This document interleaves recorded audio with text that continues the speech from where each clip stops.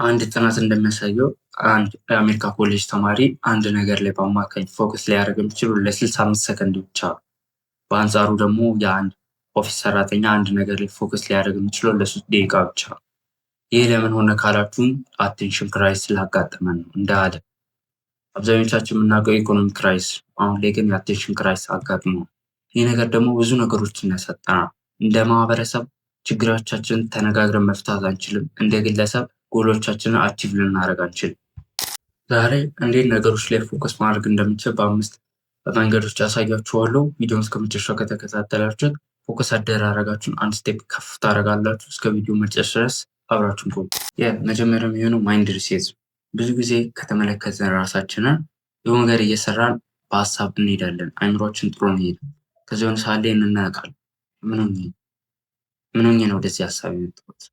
እንዴት ነው ወደዚህ ሀሳብ ሊመጣ የቻልኩት ብለን ድጋሚ ያሰብነውን ነገር ወደኋላ ተመልሰን ደግሞ እናስባለን። ይሄ ሁላችንም ጋር ያለ ነገር ነው። ብዙዎቻችን አሁን ተማሪዎች በተለይ ክላስ እየተማርን ድንገት እንነቃለን። ምን ሆኜ ነው እየሄድኩት እያለ እንሄዳለን። ይሄ ነገር በብዙ ሰዓት የሚመጣው ራሳችንን ባለማስተዋል። ይህንን ነገር ልናስወግድ የምንችለው ራሳችን ቆም ብለን በማስተዋል ምን እየሰራው ነው በሚለው ጥያቄዎች ነው ልንመልሰው የምንችል። ራሳችን በተደጋጋሚ በማየት ይህንን ነገር መመለስ እንችላለን። ስለዚህ የመጀመሪያው የሚሆነው ማይንድ ሪሴት ይሆናል። ሁለተኛው የሚሆነው ሪሙቭ ዲስትራክሽን። አእምሮአችን ለኖይዝ እና ለኖቲፊኬሽን በጣም ፈጣን ነው። አንድ የኖቲፊኬሽን ድምፅ በሰማን ቁጥር ሁላችን ወደ ስልካችን ነው ሀሳባችን የሚሄደው። እንዳለ ፎከሳችን ሁሉ ወደ ስልካችን ነው። ምን ያህሎቻችን የኖቲፊኬሽን ድምፅ በሰማን ቁጥር ያንን ነገር ኢግኖር የምናደርገው? አብዛኞቻችን ፎከሳችን ይሰረቃል። ሳናስበው አንድ ኖቲፊኬሽን ምክንያት ረዥም ሰዓት በስልካችን እንድናጠፋ ያደርጋል። ይህም ብዙ የሆኑ ችግሮችን ያመጣብናል። የሆነ ሰዓት ላይ ማታ ላይ ስናስበው ዛሬ ቀናችን ይሄ ያደርጋል ያለውን አላደርግም። አብዛኛው ነገር ግን የሆነው በዲስትራክሽን ምክንያት ነው። በምን? በስልክ አብዛኛው። ይህንን ልናስወግድ የምንችለው ስልካችን ሳይለንት ማድረግ፣ ስልካችን ከራሳችን ጋር በማራቅ አንድ ነገር ላይ ፎከስ ልናደርግ የምንችለው ማለት ነው። ሶስተኛው ሴት ስፔሲፊክ ጎል ነው። ብዙዎቻችን ቀናችን ስንጀምር 4-5 የሆኑ ትላልቅ ታስኮችን ይዘን ነው የምንነሳው። ይሄ አያዋጣም። የመጀመሪያውን ታስክ እየሰራን ስለ ሁለተኛው እናስባለን። ሁለተኛው ላይ ሆነ ስለ አራተኛው ስለ አምስተኛው እናስብ። አእምሯችን ተረጋግቶ አንድ ነገር ላይ ፎከስ አድርጎ ሊሰራልን አይችልም። ይህ ደግሞ በተደጋጋሚ የሚያጋጥመን ነገር ነው። ስለዚህ ሁሌም ቢሆን አንድ ስፔሲፊክ ታስክ ነው ሊሆን የሚገባው። ያ ስፔሲፊክ ታስክ ደግሞ ምን ሊሆን ይገባል? ፊኒሽ ላይን ሊኖሩ ይገባል። በቃ አንድ ሰው አነባለሁ ከሚል ዛሬ አንድ ሌሰን ወይ 2 ሌሰን ጨርሳለሁ ቢል የተሻለ ስፔሲፊክ ጎል አለው ማለት ነው። ይህ በሚሆንበት ሰዓት ላይ ውስጣችንም እርጋታ ያገኛል። ይህንን ነገር አሳካለሁ ብዬ ነበር፣ ያው አሳክቻለሁ የሚል ነገር ያመጣል።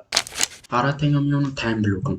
አብዛኞቻችን ታይም ብሎክን አንጠቀም። በቃ አንድ ነገር ላይ ፎከስ አድርገን ሰራ የምንለው ለረዥም ሰዓት ለ2 ሰዓት ለ1 ሰዓት ምናምን ቁጭ ብለን በቃ በጣም ዴዲኬትድ ሆነን ከሰራ ነው ፎከስ አደረግን ብለን ለማውራት የምንፈልገው።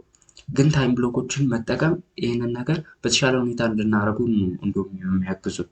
በቃ ከ5 እስከ 10 ደቂቃ ይህንን ታስክ አደርጋለሁ ያለምንም ዲስትራክሽን፣ ስልክ የሌለ ኖቲፊኬሽን ቢገባ ምንም ቢመጣ ብለን በታይም ከፋፍለን ትማሩ። አንዳንድ ሰው በጣም ረዥም አድርገው 20-25 ደቂቃ ያደርገዋል። 25 ደቂቃ እኛ እንደምናስበው በጣም ትንሽዬ አይደለም። አንድ ነገር ለመስራት ስናስበው 25-20 ደቂቃ በጣም ረዥም ነው። በጣም ፎከሳችን በ20 እና በ25 ደቂቃ ውስጥ በጣም ይበታተናል። ለዛ ትንንሽ የሆኑ ሰዓቶችን በመጠቀም ከ5 እስከ 10 ደቂቃ ከዛ ከፍ እናደርገዋለን ከ10 እስከ 15 እያደረገን እነዛን ነገሮች መጠቀም ታይም ብሎክን ማለት ነው። ፎከሳችን በጣም ነው የሚያሳድገው። የሚሆነው ኢነርጂ ቼክ ነው። በቂ እንቅልፍ ማግኘት፣ ውሃ መጠጣት፣ በቂ እና ቀለል ያሉ ምግቦችን ከባባድ ያሉ ምግቦችን መመገብ ነው። እንቅልፍ አለመተኛት በጣም ብዙ ነገሮችን የሚያቃውስበት ይታወቃል። እንዲሁም ደግሞ ከባባድ የሆኑ ምግቦችን መብላት አሁን በጣም እንቅልፍ እንዲያመጣ ያደርጋል እና ቀለል ያሉ ምግቦችን በመጠቀም እና ኢነርጂያችን ቼክ በማድረግ እነዚህ ነገሮች ላይ ፎከስ ማድረግ እንችላለን ማለት ነው። ቪዲዮውን የተከታተላችሁት ይመስል ነበረ። ከወደዳችሁትና ሌሎች እንደዚህ ቪዲዮ እንዲደርሳችሁ ከፈለጋችሁ ላይክ እና ሰብስክራይብ አድርጉ።